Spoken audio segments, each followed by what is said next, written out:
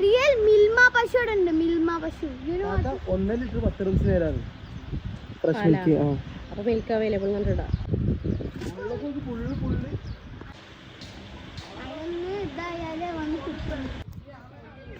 പേരയ്ക്ക എന്തോ പ്രശ്നമുണ്ട്.